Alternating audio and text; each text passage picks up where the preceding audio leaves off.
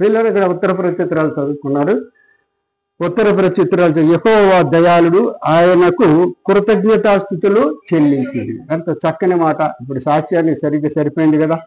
యెహోవా ఎటువంటి వాడు? దయాళుడు. ఆయన దయ ఎంతో మనపై కుమ్మరిస్తున్నాడు కనుక ఆయన్ను నిరంతరము మనము స్తుతించవలసినటువంటి అవసరత ఎంతైనా ఉంది. అదేవిధంగా 5వ వచనం చూద్దాం. 5వ వచనంలో చూసినట్లయితే, తన జ్ఞానము చేత ఆయన ఆకాశమును కలుగు చేసెను, ఆయన కృప నిరంతరముండును.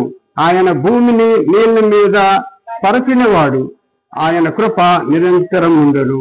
ఆయన గొప్ప జ్యోతులను నిర్మించిన వాడు, ఆయన కృప నిరంతరముండును. పగటికి ఏలుటకు ఆయన సూర్యుని చేసెను, ఆయన కృప నిరంతరముండును. రాత్రి నేలుటకు ఆయన చంద్రుని నక్షత్రములు చేశాను, ఆయన కృప నిరంతరముండును. దేవునికి స్తోత్రం. అటువంటి దేవునికి మన కొరకు ఆయన కలుగు చేసినటువంటి ఎంత అద్భుతమైనటువంటి విషయాలు ఒకసారి ఆలోచించండి. మన కొరకు ఆయన తయారు చేసినటువంటి మన జీవించటానికి మనకు ఎటువంటి ప్రమాదములు సంభవించకుండా, చీకట్లో తన్నుకొని పడిపోకుండా, పగలు వెలుగులో ఎటువంటి ప్రమాదం రాకుండా ఆయన జ్యోతులను తయారు చేసి మనకందరికి కూడా ప్రకాశమానమైనటువంటి మార్గాలు చూపించినటువంటి మన దేవుణ్ణి స్తుతించాలా లేదా? స్తుతించాలి. మరి స్తుతించలేక చాలా మంది ఇదైపోతున్నారండి. దేవుడు మాత్రం గమనిస్తున్నాడు. ఎక్కడి నుంచి? ఆయన పరిశుద్ధమైనటువంటి పట్టణం నుంచి ఆయన గమనిస్తున్నాడు. ఆయన గమనించినప్పటికీ కూడా ప్రతి ఒక్కరికి చేసినటువంటి మేలును బట్టి ఎవరు కూడా దేవునికి ప్రేమను చూపిస్తున్నారు, కానీ సరి అయినటువంటి ప్రేమ చూపించలేకపోతున్నారు. వీళ్ళ అందరికీ తెలిసినటువంటి పాఠమే కదా యోనా పాఠం. మనము ఎన్ని సంవత్సరాలు బట్టో మనం చెప్పుకుంటున్నాం. యోనా గురించి ఆయన చెప్పుకుంటున్నాం, కానీ దేవుని యందు భయభక్తులు లేనటువంటి వాడు యోనా అని ఒక భక్తుడు బోధించాడు. దేవుని యందు భయభక్తులు లేనటువంటి వాడని ఒక భక్తుడు బోధించడం జరిగింది. కారణం ఏంటో తెలుసండి? దేవుని యొక్క మాటను అతిక్రమం చేశాడా లేదా? అతిక్రమమే పాపం. అతిక్రమమే పాపం. దేవుని యొక్క మాటను విసర్జించటము, దేవుని యొక్క మాటలు వినలేకపోవటము, దేవుని యొక్క ప్రేమను పొందుకోకపోవటం, దేవుడు పిలిచినటువంటి పిలుపులను నిర్లక్ష్యం చేయటము, ఇదే పాపం. కనుక యోనా ఏం చేశాడంటే, అక్కడ ఉన్నటువంటి భయంకరమైనటువంటి పరిస్థితిలో నినివే పట్టణము మాడిపోద్ది కొద్ది నిమిషాల్లో. అక్కడ దైవ సేవ లేదు, అక్కడ భయం లేదు, అక్కడ ఎటువంటి పరిస్థితుల్లో కూడా దేవుడంటే తెలిసినటువంటి వారు కొందరు ఉండొచ్చేమో కానీ లేకపోవచ్చు. గనుక వాళ్ళు ఇష్టానుసారంగా ప్రవర్తిస్తున్నారు. ఇష్టానుసారంగా ప్రవర్తించడము దేవునికి ఎటువంటి పరిస్థితుల్లో కూడా ఇష్టం ఉండదు. సరే కదా, ఆ పట్టణం అంతటినీ కూడా ఆయన ఒకసారి చెప్పి చూస్తాను. చెప్పిన తర్వాత వాళ్ళు ఎటువంటి పరిస్థితుల్లో కూడా మారు మనసు పొందుకుంటే, వారు చేసినటువంటి అన్ని కూడా విడిచిపెడితే వాళ్ళకి క్షమిద్దాం అనే ఉద్దేశంతో తన ప్రవక్త అయినటువంటి యోనాను దేవుడు ఏర్పాటు చేశాడు. నినివే పట్టణం ఎంత విస్తీర్ణత? ఒక మనిషి 3 దినములు రాత్రి పగళ్ళు నడిస్తే ఎంత దూరం వెళ్ళగలడో ఒకసారి ఆలోచించాడు. అంత విస్తీర్ణత కలిగినటువంటి పట్టణము ఆ నినివే పట్టణం. ఒక మనిషి 3 దినాలు. ఇదివరకు అందరము నటకే, ఏ ఊరు వెళ్ళినా సరే గంటలో నడిచి వెళ్ళిపోయేవాళ్ళం. ఇక్కడి నుంచి బయలుపేట వెళ్ళాలన్నా గంటలో వెళ్ళిపోయేవాళ్ళం. ఇక్కడి నుంచి ఇటు సైడ్ వెళ్ళేవాళ్ళం, ఎటంటే వాడాడ ఇంకా దూరం నుంచి వెళ్ళేటప్పుడు తప్పనిసరిగా అందరం నడిచే వెళ్ళేవాళ్ళం. ఆ సైకిళ్ళు కూడా లేవు అప్పుడు గూడు బళ్ళు ఉండేవి, లేదంటే గరిసె బళ్ళు ఉండేవి. ఇప్పుడు వాళ్ళకి తెలియదు కానీ గరిసె బళ్ళు ఉండేవి. రాత్రి పగలు గరిసె బళ్ళ మీద పెద్ద వాళ్ళందరూ కూడా గూడు బళ్ళ మీద ప్రయాణం చేసేవారు. ఎండ తగలకుండా గూడు ఉండేది ఆ బండి మీద. గరిసె బండి అంటే ఇదేంటంటే గెత్తం పెరిగినటువంటి గరిసెలో కూర్చొని కొంతమంది వెళ్ళేవాళ్ళు. బల్జిపేట నుంచి బొబ్బులు వచ్చేవారండి సినిమాలకని, షికారులకి, ఇంకా రకరకాలైనటువంటి ప్రయాణాలు కలగాలంటే వాహనాలు ఎడ్లు బళ్ళే. ఆ ఎడ్లు బళ్ళతోనే వాహనాలు అన్ని కూడా ప్రయాణించడం చూస్తున్నాం. ప్రియమైనటువంటి దేవుని బిడ్డలారా గమనించండి. అద్భుతమైనటువంటి ఆ యొక్క ప్రయాణాలు ఎంతో కష్టతరమైన అయినప్పటికీ కూడా ప్రయాణాలు చేసేవారు. అటువంటిది నినివే పట్టణం అంటే ఒక గంట లేకుంటే అరపూట ఉదయాన్నే నుంచి సాయంకాలం వరకు నేనేం చేసేవాళ్ళని తెలుసండి. నేను మా అక్కగారు ఆ ఏరియాలో బిట్టువాడ ఏరియాలో పాలకొండ ఏరియాలో డ్యూటీ చేసేటప్పుడు మన ఊర్లో ఉదయం 6 గంటలకు బయలుదేరేవాళ్ళం. బయలుదేరి 8 గంటలకి బల్జిపేటలో దిగితే బల్జిపేట నుంచి నడిచి నడిచి నడిచి ఆ ఏరియా అంతా పాలకొండ అంతా నడిచి సాయంకాలం మళ్ళీ మధ్యాహ్నం 2, 3 అయ్యేసరికి రిటర్న్ అయిపోయేవాళ్ళం. రాత్రి 8 అయ్యేసరికి మన ఊరు వచ్చేవాళ్ళం. అంటే ఎంత దూరం నడుచుకొని ఒక 30-40 మైళ్ళు నడిచేవాళ్ళం. అటువంటిది నినివే పట్టణం మాత్రము 3 దినములు ఒక మనిషి ఎంత దూరము నడవగలడో రాత్రింపగలడు. అటువంటి పట్టణము, విస్తీర్ణత కలిగినటువంటి పట్టణం, పెద్ద పట్టణం. ఆ పట్టణం అంతా చెడిపోవడం దేవునికి ఇష్టమా? ఒకవేళ చెడిపోయినప్పటికీ కూడా ఆ పట్టణాన్ని ధ్వంసం చేయడానికి దేవునికి ఇష్టం లేదు, ఛాన్స్ ఇస్తాడు. కనుక అక్కడ యోనాని ఏర్పాటు చేసుకున్నాడు. యోనాని ఏర్పాటు చేసుకుని, యోనా నువ్వు వెళ్ళు, అక్కడ అది బాగా చెడిపోయింది ఆ పట్టణం. అయితే యెహోవా సన్నిధిలో నుండి అతను ఏం చేశాడు? సరే క్షమించండి, అవునండి. యెహోవా వాక్కు అమిత్తే కుమారుడైన యోనాకు ప్రత్యక్షమైన ఇలాగ సెలవిచ్చాను. నినివే పట్టణస్థులు దోషము నా దృష్టికి ఘోరమాయను గనుక నీవు లేచి నినివే మహాపట్టణములకు పోయి దానికి దుర్గతి అంటే ప్రమాదము కలుగునని ప్రకటింపుము. అయితే యెహోవా సన్నిధిలో నుండి తర్షీసు పట్టణమునకు పారిపోవాలనని యోనా యొప్పేకు పోయి తర్షీసునకు పోయి ఒక ఓడను చూచి ప్రయాణమునకు కేవు ఇచ్చి అంటే టికెట్ తీసుకొని యెహోవా సన్నిధిలో లేవక ఓడవారితో కూడా తర్షీసునకు పోవుటకు ఓడ ఎక్కాను. ఇది అతిక్రమం అంటారా కాదంటారా?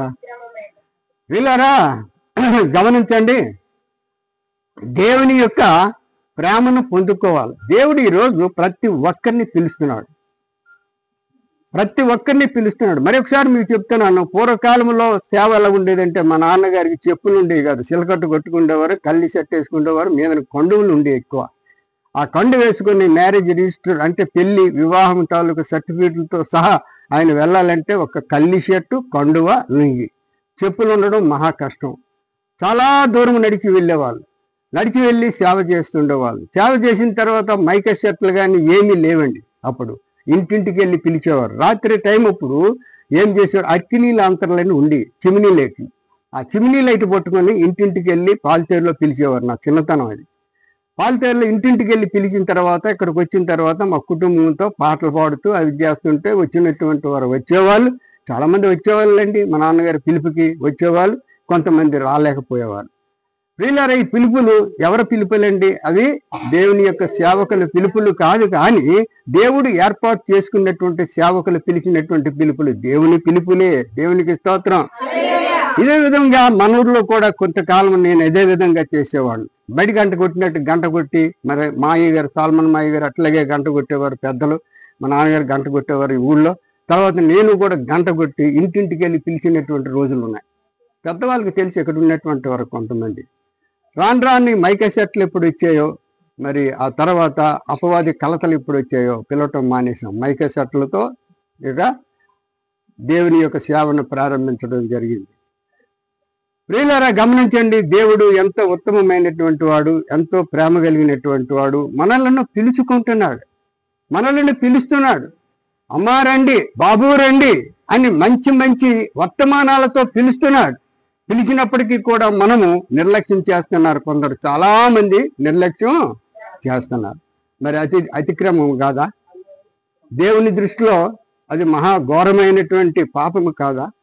ఇక్కడ నినివే పట్టణానికి వెళ్ళిన ఆయన, నినివే పట్టణంలో నువ్వు ఎటువంటి పరిస్థితుల్లో కూడా వారికి చెప్పు, ఆ పట్టణము మీద నాకు కోపం వచ్చేసింది, ఆ పట్టణము చాలా భయంకరంగా తయారైంది, నువ్వు వెళ్ళి చెప్పే. 40 రోజుల్లో భయంకరమైనటువంటి దుస్థితి అంటే ప్రమాదం వస్తుందని చెప్పు. వింటే వింటారు, లేకుంటే నేను చూసుకుంటానని చెప్పేటప్పుడు యోనా ఏం చేశాడంటే తిన్నగా నినివే పట్టణం వెళ్ళకుండా తర్షీసునకు బయలుదేరాడు. ఇక్కడ చూడండి, యొప్పేకు పోయి, యొప్పే అంటే మీకు గుర్తొచ్చిందా? యొప్పే అంటే మీకు గుర్తు రాలేదా? యొప్పేలో పేతురు గారు ఎప్పుడు కూడా అక్కడ సేవ చేసేవారు. దోర్కా చనిపోయేటప్పుడు ఎక్కడి నుంచి వచ్చాడు ఈయన? అంటే యొప్పే నుంచి ఆ లుద్రాకి వచ్చాడు ఆయన. అక్కడ ఉన్నది ఎవరు? దొరక అక్కడ ఉన్నది. ఆ పక్కనే ఉంటుంది చూడండి, పక్కనే 9వ అధ్యాయంలో అపోస్తుల కార్యములు 9వ అధ్యాయంలో ఉంటుంది చక్కగా. అది తీయొద్దులేండి, అపోస్తుల కార్యములు 9వ అధ్యాయంలో ఉంటుంది. ఏంటంటే ఆ దొరక అన్నటువంటి వ్యక్తి అక్కడ ఉండేది. అప్పుడు పేతురు సేవ ఎక్కడ ఉన్నాడు? యొప్పేలో ఉన్నాడు. అదే విధముగా ఇక్కడ మరి ఈ యొక్క నినివే పట్టణంకి వెళ్ళు బాబు అంటే ఈయన ఏం చేశాడు?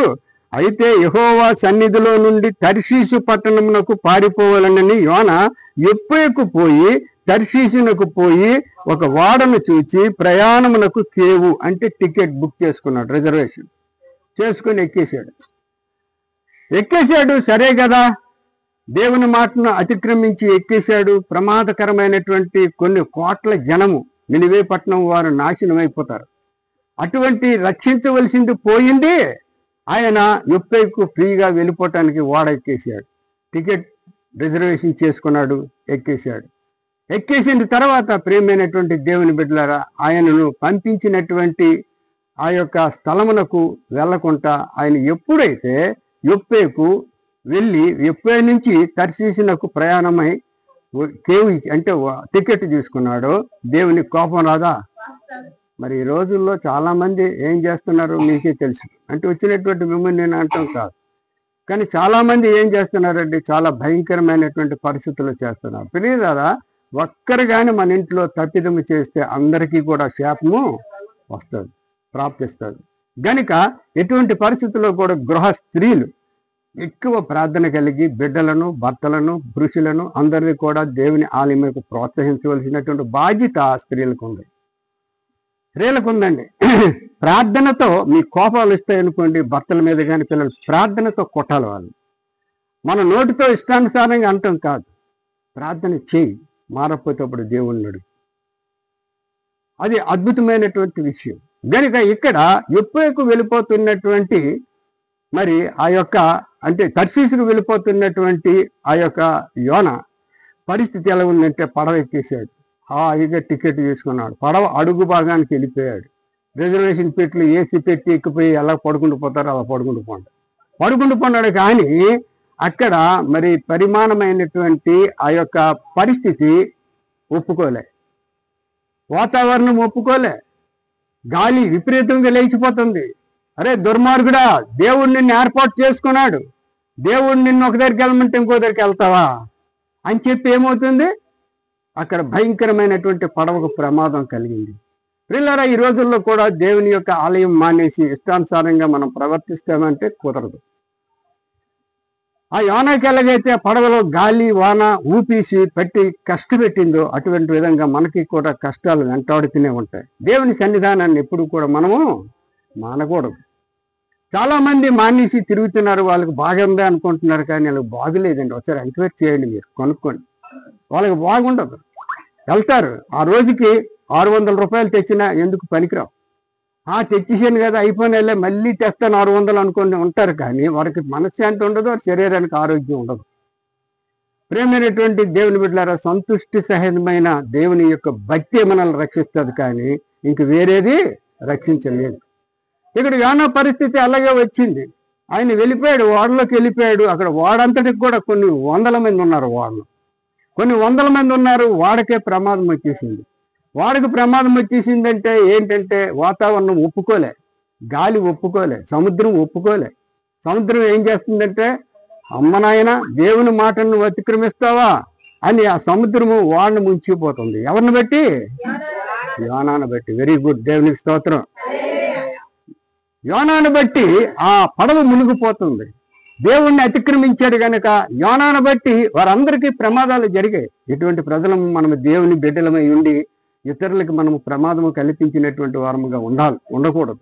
మన గృహాలకి ప్రమాదము కల్పించినటువంటి వారుగా ఉండకూడదు.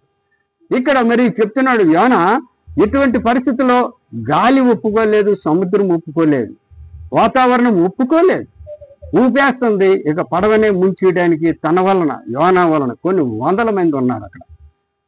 అందరూ కూడా నాశనం విద్యగా చచ్చిపోతామనే ఉద్దేశంతో ఎవరు దేవుడిని వాళ్ళు పూజించండి, దేవుడు మనల్ని కాపాడుతాడేమని ఎవరు దేవుళ్ళు వాళ్ళు పూజిస్తున్నారు. అయినా సరే వాళ్ళందరూ వీళ్ళు దేవుళ్ళు మాటలు వినటువంటి దేవుళ్ళ వాళ్ళు మట్టితో చేసినటువంటి వారు, వారు ఊహించుకొని ఇష్టానుసారంగా పెట్టినటువంటి వారు. అప్పుడు ప్రార్థిస్తున్నారు కొందరు, సూర్యదేవుడని, చంద్రదేవుడని, నక్షత్ర దేవుడని, భూదేవుడని, ఆకాశం దేవుడని అంటున్నారు. ఇవన్నీ కూడా ఎవరివి? దేవునివి. అవి కూడా విచారిస్తూ ఉంటాయట. ప్రియులారా గమనించండి, ఇవన్నీ కూడా పూజించినటువంటి వారట చనిపోతారు. చనిపోతే అప్పుడు దేవుని బిడ్డలందరూ కూడా చనిపోతారు. దేవుని బిడ్డల ఎముకలన్నీ ఒక దగ్గర ఉంటాయి. ఆ సూర్య చంద్ర నక్షత్రాదుల ఎముకలన్నీ ఒక పక్క ఉంటాయట. అప్పుడు దేవుడు ఏం చెప్తాడో తెలుసండి, 28 చదువుతున్న చదువుకొని ఇంటికి వెళ్ళి ఒక పక్క పెట్టిన తర్వాత ఆ ఎముకలకి చెప్తాడు దేవుడు, ఇదిగో ఇంతవరకు మీరు మొక్కారు కదా, సూర్యుడు మొక్కారు, నక్షత్రాలు మొక్కారు, చంద్రుడు మొక్కారు, భూమిని మొక్కారు, బొమ్మలు మొక్కారు, వాళ్ళ బతికించమనండి, నేను మాత్రం మిమ్మల్ని ముట్టుకోను అని చెప్పేటప్పుడు ఇక వాళ్ళు గుండెలు బాదుకుంటాయట ఎముకలు. ఇక్కడ దేవుని బిడ్డలకు మాత్రం ఆయన జీవాన్ని పోస్తాడు. దేవునికి స్తోత్రం. వాళ్ళు గుండెలు బాదుకొని ప్రయోజనం అయితే ఉంటుందండి. చేతులు కాల్చుకున్న తర్వాత ఆకులు పట్టుకుంటే. కనుక ప్రియమైనటువంటి దేవుని బిడ్డలారా, మనము దేవుని కలిగి జీవించాలి. దేవునిలో ఉండాలి. దేవునితో కాదు, దేవునిలో ఉండాలి. మాసిలమ్మన్న గారు ప్రసంగం చేసేటప్పుడు నేను ప్రప్రదమైనటువంటి ఆ ప్రసంగం విన్నటువంటి మాట లో అని ఈ 2 అక్షరాల గురించి ఆయన ప్రసంగం చేశారు. చాలా మంది, వేల మంది, కోట్ల మంది క్రైస్తవులు ఉన్నారు, దేవునితో ఉంటున్నారండి, దేవునిలో లేరండి అని చెప్పేటప్పుడు అది మాట నాకు హృదయంలో బాగా నాటుకుపోయింది. దానివల్ల బోల్డ్ ప్రసంగాలు చేయడం కూడా జరిగింది. కనుక ఇక్కడ దేవునిలో ఉండవలసినటువంటి మరి యోన దేవునితో ఉన్నాననుకొని వెళ్ళిపోతున్నటువంటి విధానం బట్టి మరి ఇక్కడ చూడండి ఏం జరిగిందంటే, నేను చదువుతాను, తొందరగా విన్నాడు. అయితే యెహోవా సన్నిధిలో నుండి తర్షీసు పట్టణమునకు పారిపోవాలని యోన యొప్పేకు పోయి తర్షీసునకు పోవు ఒక ఓడను చూచి ప్రయాణమునకు కేవు ఇచ్చి యెహోవా సన్నిధిలో నిలువక ఓడ వారితో కూడా తర్షీసునకు పోవుటకు ఓడ ఎక్కెను. అయితే యెహోవా సముద్రము మీద పెద్ద గాలి పుట్టింపగా సముద్రమందు గొప్ప తుఫాను రేగి ఓడ బద్దలైపోవు గతి వచ్చాను. కాబట్టి నావికులు భయపడి ప్రతి వాడను తన దేవతను ప్రార్థించ ఓడ చులకన చేయుటకే అందులోని సరుకులు సముద్రములో పారవేసిరి. అప్పటికీ యోన ఓడ దిగువ భాగమున పోయి పండుకొని గాఢ నిద్రపోవచ్చుండెను. ఇక్కడ చూసారే అంత ధీమాగా ఉన్నాడు అతను. నిర్లక్ష్యంగా వెళ్ళి ఎక్కడ ఉన్నాడండి? ఓడ దిగువ భాగాన ఉన్నాడు. అందరూ కూడా ఎవరి దేవతలను, ఎవరి దేవుళ్ళని వారు ప్రార్థిస్తున్నారు. ప్రార్థించగా జరిగేటప్పుడు అప్పుడు ఓడ నాయకుడు అతని యుద్ధకు వచ్చి, ఓయి నిద్రపోతా, నీకేమి వచ్చినది? లేచి నీ దేవుని ప్రార్థింపము, మనము చావకుండా ఆ దేవుడు మన యందు కనికరించినేమో అని. అంతలో వాడవారు ఎవరిని బట్టి ఇంత కీడు మనకు సంభవించినది తెలియటకే మనము చీట్లు వేతుము రండని ఒకరితో ఒకరు చెప్పుకొని చీట్లు వేయగా చీటి యోన మీదకి వచ్చాను. కాబట్టి వారు అతను చూచి, ఎవరిని బట్టి ఈ కీడు మాకు సంభవించునో, నీ వ్యాపారం ఏమిటో, నీవు ఎక్కడి నుంచి వచ్చితువో, నీ దేశమేదో, నీ జనమేదో, నీ సంగతి అంతయు మాకు తెలియజేయమనగా అతడు వారితో ఇట్లనెను, నేను హెబ్రీయుడను, సముద్రమునకును భూమినికిని సృష్టికర్త అయిన ఆకాశమందుండు దేవుడై ఉన్న యెహోవా యందు నేను భయభక్తులు కలవాడనే ఉన్నాను. ఆయన భయభక్తులు కలవాడై ఉన్నాడా? ఒకవేళ భయభక్తులు కలిగినటువంటి వాడైతే దేవుని మాట వినేమో కదా. భయభక్తులు కలిగినటువంటి విధానం బట్టి దేవుని మాట వినేమో, కానీ ఆయన దేవుని మాట ధృవీకరించారు. ఏమో ఆయన ప్రవక్త. అక్కడ ఉన్నటువంటి వాడలో ఉన్నటువంటి వారు కూడా మారాలని దేవుని యొక్క ఏర్పాటేమో. దేవునికి స్తోత్రం. కనుక నేను దేవుని యందు భయభక్తులు కలవాడినని వారికి చెప్పాడు, ప్రకటించిన తర్వాత ఏం చేశాడంటే ఆయన, కాబట్టి అతడు వారితో ఇట్లా, నేను హెబ్రీయుడను, సముద్రమునకును భూమినికిని సృష్టికర్త అయిన ఆకాశమందుండు దేవుడే ఉన్న యెహోవా యందు నేను భయభక్తులు గలవాడనే ఉన్నాను.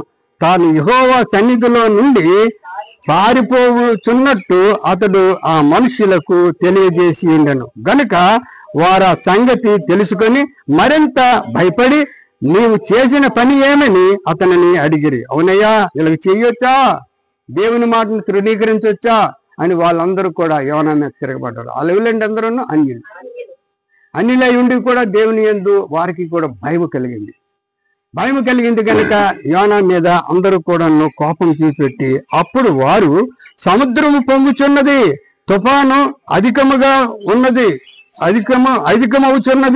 సముద్రము మా మీదకి రాకుండా నిమ్మలింపబడినట్లు మేము నీకేమి చేయవలనని అతనిని అడుగగా యోనా నన్ను బట్టి విని చదివి చేయండి, ఇంటికెళ్ళి చదువుకోండి. నన్ను బట్టి ఈ గొప్ప తుఫాను మీ మీదకి వచ్చినని నాకు తెలిసి ఉన్నది. అక్కడ తప్పు ఒప్పుకున్నాడండి, దేవునికి స్తోత్రం. పశ్చాత్తాపం పడ్డాడు అక్కడ పశ్చాత్తాపం పడ్డాడు. ప్రియమైనటువంటి దేవుని బిడ్డలారా, నువ్వు ఎటువంటి వాడవైనా ఎటువంటి దానవైనా పశ్చాత్తాపం పడితే దేవుని హృదయము కరిగిపోతుంది. పశ్చాత్తాపం పడ్డాడు. పశ్చాత్తాపం పడి నా వల్లనే వచ్చింది, మీరేం చేయాలి మీకు చెప్పు, లేదు నా వల్ల వచ్చింది కనుక ఏం చేయమంటున్నాడో చూడండి. అప్పుడు వారు సముద్రము పొంగుచున్నది, తుఫాను అధికమవుతున్నది, సముద్రము మా మీదకి రాకుండా నిమ్మలించినట్లు మేము నీకేమి చేయవాలని అతను అడుగా యోనా నన్ను బట్టియే ఈ గొప్ప తుఫాను మీ మీదకి వచ్చినని నాకు తెలిసి ఉన్నది, నన్ను ఎత్తి సముద్రములో పడవేయుడి, అప్పుడు సముద్రము మీ మీదకి రాకుండా నిమ్మలించునని అతడు వారితో చెప్పినను వారు ఓడను దరికి తెచ్చి ప్రయత్నించారంట. ప్రియులారా, ముందు ఏం చేశారంటే చూడండి, బాగా గమనించండి, మాటలు మీకు అర్థమవును కాదు. యోనా దేవుని యొక్క క్రమములను అతిక్రమించినటువంటి విధానం ప్రకారం ఎంత బరువైపోయింది ఓడకి, ఎంత బరువైపోయింది తుఫానుకి, ఎంత బరువైంది మరి సముద్రంలో ఉన్నటువంటి దానికి. ఒక్కని వలన అక్కడ చాలా మంది ఉన్నారు, కొన్ని వేల మంది ఉండి వాళ్ళందరూ కూడా నమ్మినటువంటి దేవుడు కాదు, కానీ యోనా నమ్మినటువంటి యథార్థవంతుడైనటువంటి దేవుడే ఈ కార్యక్రమానికి వారసుడు. ఇక్కడ ఎప్పుడైతే యోనాకు మరి సంభవించిందో, వాళ్ళు యోనాన్ని తెలియనిక ముందు వారు ఓడలో ఉన్నటువంటి బరువంతా పారేశారండి. అక్కడ ఉన్నటువంటి సరుకులన్నీ కింద పడేశారు సముద్రంలో పడేశారు. అక్కడ ఉన్నటువంటి సమస్తము కూడా ఏం చేశారో తెలుసండి, ఓడలో బరువు లేకుండా అన్ని పాడేశారు, కానీ ఆ ఓడ మునిగిపోతూనే ఉంది. చివరికి ఎవరి వల్ల మునుగుతుంది? అది యోనా. ఎంత బరువో చూడండి. పాప భారమును మోసాడు మన దేవుడు, మన పాప భారం మోసాడు. నువ్వు నేను తెలియదు, మనం పాపాలు చేసేసి మోసుకెళ్ళిపోతున్నాం, కానీ అది ఎంత బరువో తెలుసా దేవుని దృష్టికి? అది దేవుని దృష్టికి మహాభయంకరమైనటువంటి బరువు. దేవుడు మన పాపాలన్నీ మోసాడు, మనల్ని అందరినీ రక్షించడానికి ఆయన ప్రాణం పెట్టాడు. కనుక పాప భారమును మోసుకొని పోవు గొర్రె పిల్ల. అటువంటి పాప భారాలు మోసినటువంటి దేవునికి మన పాపాలన్నీ విడిచిపెట్టడం ఎంతో శ్రేష్టం. మనకు పశ్చాత్తాపం కలిగితే దేవునికి ఎంతో సంతోషం. మనం పశ్చాత్తాపం కలిగి మనము కరెక్ట్గా ఉంటే ఎంతో అద్భుతం. ఆనంద చెప్పారు, నేను కొన్ని టైంలో వచ్చేసాను అన్నీ మానేశాను, కానీ దేవుళ్ళకి వచ్చాడు కనుక అతను రక్షించబడ్డాడు. దేవునికి స్తోత్రం. తన భార్య రక్షించబడింది, అతను రక్షించబడ్డారు. చనిపోతాం ఎప్పటికైనా, కానీ మెలికిల్ అంటే ఈ యొక్క గొప్ప అద్భుతాలు చేసినటువంటి దేవుణ్ణి మనం మెచ్చుకోవాలా లేదా? మెచ్చుకోవాలి. కనుక ప్రియమైనటువంటి దేవుని బిడ్డలారా, దేవుడు అంటాడు తనలో ఉన్నటువంటి బిడ్డలకు నేనున్నానమ్మా, నేనున్నాను బాబు, నువ్వు భయపడని అవసరం లేదంటాడు. కనుక ఇక్కడ యోనాకు మాత్రం అటువంటి విధంగా చెప్పలేదు, కానీ తన తప్పు తను ఒప్పుకొని నన్ను పడేయండి సముద్రంలో, మీరందరూ కూడా బ్రతికిపోతారని చెప్పేటప్పుడు వాళ్ళకి మనసు ఒప్పలే. అన్యులైనప్పటికి కూడా వాళ్ళకి మనసు ఒప్పకుండా ఇంకా రకరకాలైనటువంటి ప్రయత్నాలు చేశారు. ఎన్ని ప్రయత్నాలు చేసినా లాభం లేదు కనుక ఇక్కడ చెప్తున్నారు. అప్పుడు కాబట్టి వారు యెహోవా నీ చిత్త ప్రకారము నీవే దీన్ని చేసితివి, ఈ మనుష్యుని బట్టి మమ్మను లయము చేయకుందువు గాక, నిర్దోషిని చంపితిరన్న నేరము మా మీద మోపకుందువు గాక అని యెహోవాకు మనవి చేసుకునిరి. దేవునికి స్తోత్రం. మనందరూ కూడా దేవుని యొక్క శక్తిని, దేవుని యొక్క గొప్ప మహా విలువైనటువంటి శక్తిని తెలుసుకున్నారు. నిజమే, దేవుడు ఆయనే దేవుడు, యోనా నమ్మినటువంటి వాడే దేవుడు అని అందరూ కూడా పశ్చాత్తాపం పడ్డారు. పశ్చాత్తాపం పడుతూ యోనాను ఏం చేశారు? సముద్రంలో పడేశారు. ప్రియులారా, సముద్రంలో పడేశారు. పడేసిన తర్వాత యోనా ఏం చేశాడు? పశ్చాత్తాపం పడ్డాడు. పశ్చాత్తాపం పడ్డాడు కనుక ఆయన్ను ఆ సముద్రంలో దేవుడు కాపాడాడు. దేవునికి స్తోత్రం. పశ్చాత్తాపం పడినటువంటి ప్రతి ఒక్క వ్యక్తికి కూడా దేవుడు కాపాడుతాడండి. దేవుడు కాపాడుతాడు. మీకు చాలాసార్లు చెప్పాను, చాలా విధములైనటువంటి ఉపమానాలు. ఒక తల్లి చచ్చిపోతాను అనే నిర్ణయానికి వచ్చింది. ఆవిడికి చాలా డబ్బు ఉందంట, చాలా డబ్బు ఉంది, చాలా విలువైనటువంటి మేడలు ఉన్నాయి, అన్నీ ఉన్నాయి. ఆవిడకి ఎవరు కూడా లేరు, ఒక్కదాయే ఉంది. నేను దేనికి బ్రతికి, ఎందుకు నేను ఉండాలి? ఈ భూమి మీద నేను ఉంటే ప్రయోజనం ఏంటి ఉంది? ఈ డబ్బుతో నాకు సుఖం ఏంటి ఉంది? చూసారా, ఆవిడ ఎంత తగ్గించుకునేటువంటి గుణం, ఆస్తిపరురాలు, మహాఘనురాలు. ఆమె ఆలోచిస్తుంది, నాకెందుకు బతుకు, నేను చచ్చిపోతానని నిర్ణయించుకొని తలుపులన్నీ వేసుకున్నారు. తలుపులన్నీ వేసుకుంటే అప్పుడు ఒక ఆయన వెళ్ళి ఆ తలుపు, చిన్న బాలుడు వెళ్ళి అక్కడ ఉన్నటువంటి కరపత్రాలు పంచుతూ ఆ తలుపు కొట్టడం ప్రారంభించాడు. ఎంతకీ తలుపు తీయటం లేదు. ఆవిడ ఉరిపోసుకోవడానికి, చచ్చిపోవడానికి అన్ని ప్రయత్నాలు చేసుకుంటుంది లోపల. ఈ తలుపు కొట్టడం శబ్దం వింటుంది కానీ ఏటి ఏటి అని ఒక పక్క ఆమెకు మరి ప్రేరేపణ వస్తుంది. కానీ ఆ తీసుకుంటే ఎందుకు, నేను చచ్చిపోవాలనుకుంటున్నాను కదా, మరెందుకు తీయడం అనుకుంటుంది. మళ్ళీ మనకి ఎవరు ఏంటి ఇలాగా తీద్దాం తలుపు అని అవి ఒకసారి తలుపు తీసింది. తలుపు తీసేటప్పుడు ఒక పత్రం ఆయన ఇచ్చాడు, ఒక కుర్రవాడు. ఆ పత్రం ఇచ్చి ఆ పత్రంలో చాలా చక్కనైనటువంటి ఉపమానం ఉంది. నువ్వు భయపడకు, నేనున్నాను, దేవునిలో సంతోషం ఉంది అని ఒక మంచి దేవుని యొక్క మరి వర్తమానము వారికి కలిగేటప్పుడు దేవుడు యొక్క ప్రేమ వారికి విస్తరించింది. దేవునికి స్తోత్రం. మనం చూద్దాం ఉండని ఆవిడ ఏం చేసిందంటే దేవుని పట్ల ఎంతో అభిమానము కలిగి ఇక దైవకముగా ఆమె ఎప్పుడైతే ఆలోచించిందో మహా ఆనందం, ఆవిడికి సంతోషం కలిగింది. సంతోషం కలిగిన తర్వాత ఆమె ఒక నిర్ణయానికి వచ్చింది, నేను జీవించినంత కాలము కూడా దేవుని యొక్క సువార్తను ప్రకటిస్తాను. చావడం మానేసింది. మరి దేవునికి స్తోత్రం. చావడం మానేసి దేవుని సువార్తను ప్రకటించడం ప్రారంభించింది. ప్రకటించడం ప్రారంభించడమే కాక ఒక పెద్ద సభ ఏర్పాటు చేసింది. డబ్బు వెళ్తే పెద్ద సభ ఏర్పాటు చేసి సభలో సాక్ష్యం చెప్తుంది. సాక్ష్యం చెప్పేటప్పుడు తండ్రి కొడుకులు ఇద్దరు, పత్రం ఇచ్చినటువంటి కుమారుడు కూడా ఆ సభలోకి వెళ్ళాడు. ఆ సభలోకి ఆ పత్రం ఇచ్చిన కుర్రోడు కూడా ఉన్నాడు, కూకున్నారు. పెద్ద సభ, ఇటువంటిటువంటి సభ కాదండి, పెద్ద సభ ఏర్పాటు చేసింది. మన సతీష్ కుమార్ గారు, జాన్ వెస్లీ గారు పెట్టినటువంటి సభ కంటే చాలా పెద్దది. కొన్ని లక్షల మంది, వేల మంది ఉన్నారు. అందులో సాక్ష్యం చెప్తుంది, నేను చచ్చిపోబోయాను, నేను చచ్చిపోతాను అనుకునేసరికి ఒక బాలుడు వచ్చాడు, నాకు ఒక కరపత్రం ఇచ్చాడు. కరపత్రం చూస్తే దేవుని యొక్క ఆశీర్వాదం నాపై కుమ్మరింపబడింది కనుక నేటి దినాన ఈ విధముగా ఉన్నాను. ఆ కుర్రవాడు ఎక్కడున్నా సరే నా దగ్గరికి వస్తే ఎంతో నేను మరి ధన్యరాలను అవుతాను అనేటప్పుడు ఆ కుర్రవాడు అక్కడ లేచాడంట. దేవునికి స్తోత్రం. ఆ కుర్రవాడు లేచేటప్పుడు ఆ కుర్రవాడిని చేత తీసుకుంది. ఆ కుర్రవాడికి ఏం చెప్పిందో తెలుసండి, నా ఆస్తి అంతటికి వారసుడి బాబు, నా ఆస్తి అంతటికి వారసుడు. చూసారా, అది ఇక్కడ రెండు విధాలుగా మీరు గమనించాలి. దేవుని సువార్త ప్రకటించినటువంటి యవనస్తులకేటి, చిన్న బిడ్డలకేటి, కుమారులకేటి, కుమార్తెలకేటి దేవుని యొక్క దీవెన బహుగా ఉంటుందండి. అన్నది ఆవిడ, నా ఆస్తి అంతటికి నీ వారసుడు ఈ కుర్రోడు అని చెప్పేటప్పుడు అందరూ కూడా చప్పట్లు కొట్టారు.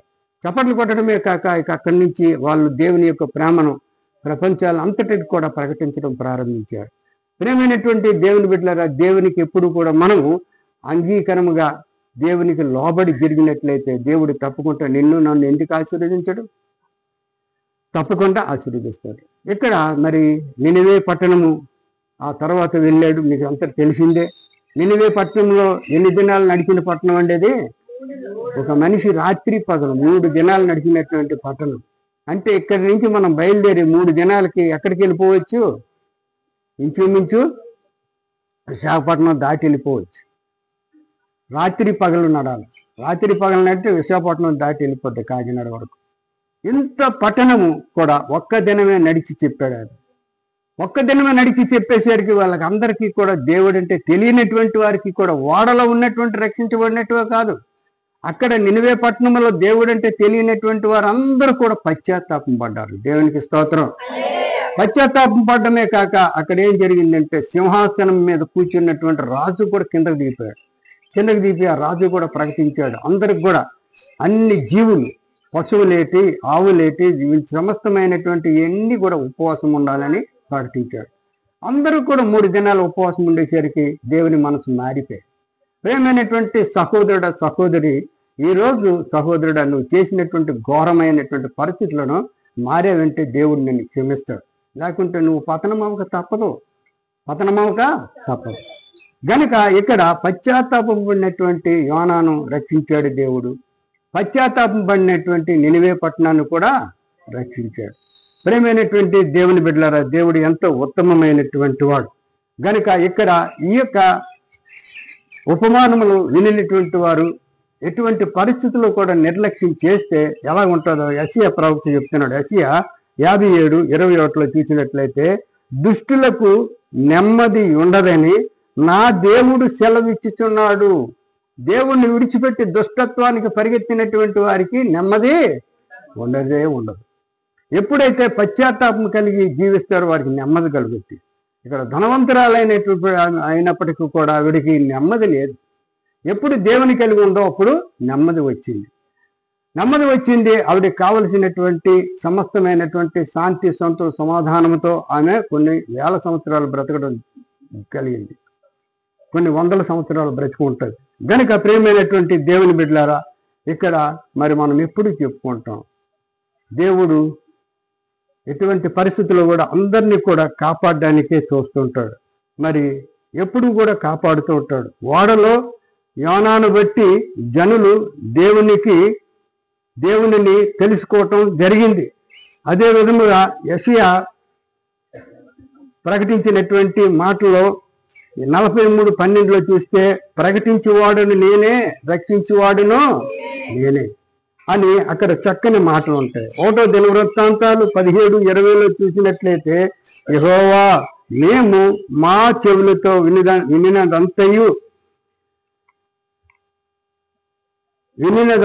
నిజము, నీ వంటి వాడెవడును లేడు, నీవు తప్ప మరి యొక్క దేవుడు లేనే లేడు. ప్రియమైనటువంటి దేవుని బిడ్డలారా, గమనించండి. ఇక్కడ సామెతలు 26:1 చూసినట్లయితే గమనించండి ఈ మాట, ఎండాకాలమునకు మంచు గిట్టదట. సొలొమోను జ్ఞానంతో చెప్తున్నాడు. ఎండాకాలమునకు మంచు గిట్టదా? ఎండాకాలంలో మంచు పడితే అదేమైనా బాగుంటుందా? కోతకాలమునకు వర్షము పనికిరాదు. కోతకాలమునకు వర్షం అటువలే బుద్ధిహీనునకు ఘనత గిట్టదు. బుద్ధిహీనులందరినీ దేవుడు పిలుస్తుంటాడు, రండి రండి అందరూ పశ్చాత్తాపం పడండి అంటాడు. ఏ విధముగా అయితే వర్షాకాలంలో మరి కోతకాలంలో వర్షము ఉంటే గిట్టదు, పాడైపోద్ది వ్యవసాయం అంతా.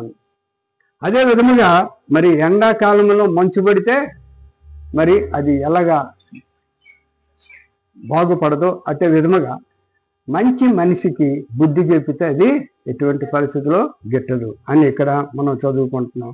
సామెతలు 26:1 ఉన్నటువంటి మాట చూసినట్లయితే చదివేశాం. అది ఇక్కడ మరి అపోస్తుల కార్యములో మనం చూసినట్లయితే దేవుని యందు భయభక్తులు కలిగినటువంటి వాడు ఒకడు ఉంటాడు. అపోస్తుల కార్యములు చదువుచ్చిన వాళ్ళు యవనస్తులు ఇంటికి వెళ్ళి చదువుకోండి. కొర్నేలు గురించి చాలాసార్లు మనం చెప్పుకున్నాం. అక్కడ కొర్నేలి అతను ఎవరు తెలుసండి? శతాధిపతి అయినప్పటికీ కూడా, శతాధిపతి అంటే ఎంత ఇది తెలుసండి, మన ప్రధానమంత్రులు లెవెలు పనికిరారు. పెద్ద officer, IAS officer, IPS officer కంటే పెద్దోడు ఆయన. శతాధిపతి అయినప్పటికీ కూడా ఎవరి యందు ఆయన దేవుని యందు భయభక్తులు కలిగి ఉన్నాడు. దేవునికి స్తోత్రం. కనుక అతను దగ్గరకు పేతురు వెళ్ళాడు. పేతురు వెళ్ళిన తర్వాత తన కుటుంబం, తన దగ్గర ఉన్నటువంటి వారందరూ కూడా రక్షించబడినటువంటి విధానమును బట్టి మనం చూస్తున్నాం. ప్రేమైనటువంటి దేవుని బిడ్డలారా, చివరి మాట చూస్తే ఇక్కడ హెబ్రీల్లో 11:7 చూస్తే, విశ్వాసమును బట్టి నోవహు తన కుటుంబము కొరకు ఓడను సిద్ధపరుచుకొనెను అని మాట మీకు అందరికీ తెలిసిందే. కనుక ప్రతి కుటుంబానికి విశ్వాసము కలిగినటువంటి వారముగా ఉండాలి. విశ్వాసమును బట్టి నోవహు ఏ విధముగా తన కుటుంబాన్ని రక్షించుకున్నాడో అట్టి విధముగా గృహాలలో ఉన్నటువంటి యజమానుడవని యజమానురాలవని దేవుని యందు విశ్వాసము కలిగి తన కుటుంబాన్ని రక్షించుకోవడానికి ప్రయత్నించాలి. ఇక్కడ అన్ని కూడా మనకు సాదృశ్యమైనటువంటి ఉపమానాలే గనుక ప్రియమైనటువంటి దేవుని బిడ్డలారు. ఇక్కడ చివరి మాట చూస్తే ప్రకటనలో 2:7 ఉన్నటువంటి మాట ఏంటో తెలుసండి. మరి చెవి గలవారు ఆత్మ సంగములతో, ఆత్మ ఇప్పుడు మాట్లాడినటువంటి మాటలు దేవుని యొక్క ఆత్మ, దేవుని ఆత్మతో సంగములతో చెప్పుచున్న మాటలు వినుగాక. జయించు వానికి దేవుడు పరదేశులో ఉన్న జీవ వృక్ష ఫలములు భుజింపనిచ్చును. దేవునికి స్తోత్రం. ఎవరైతే మాటలు వింటారో, చెవి గలవారు, మాటలు వినగలిగినటువంటి వారికి దేవుడు పరలోకములో, పరదేశులో జీవ వృక్ష ఫలములను ఇస్తాడు. అది తిని తర్వాత మనిషికి మరణమే ఉండదు. కనుక ప్రియమైనటువంటి దేవుని బిడ్డలారా, మొదటిగా ఆ జీవ వృక్షము మానేసి అవ్వ ఏడు తిన్నదండి. అవ్వ ఏడు తిన్నది జీవ వృక్షం మానేసి పాపపరిహితమైనటువంటి ఆ యొక్క పండును తిన్నది కనుక మరణం తెచ్చుకుంది. ఈరోజు కూడా దైవ గ్రంథంలో బోధిస్తున్నటువంటి మాటలు జీవవృక్షము కంటే విలువైనటువంటి. ఎవరైతే జీవవృక్షము కలిగినటువంటి మాటలకు చెవి యొగ్గుతారో వారు పరదేశులో, రేపు మనం చనిపోయిన తర్వాత పరదేశులో దేవుడు జీవవృక్షాన్ని ఇస్తాడంట. ఇదిగో నా కుమార్తె తిను, నా కుమారుడు తిను, నువ్వు ఎప్పుడు చచ్చిపోవద్దు. ఎందుకంటే భూలోకంలో జయించి నా దగ్గరకు వచ్చావు, ఎన్నో పాపాల నుంచి విడుదల పొందావు, ఎన్నో భయంకరమైనటువంటి ఆశలు కలిగించినప్పటికి కూడా అవన్నీ విడిచిపెట్టి నా యందే నువ్వు ఆశ కలిగి జీవించావు కనుక ఇదిగో జీవవృక్ష ఫలం తిను అని దేవుడు ఆ రోజు మనకి ఎంతో ప్రేమతో ఇస్తాడు.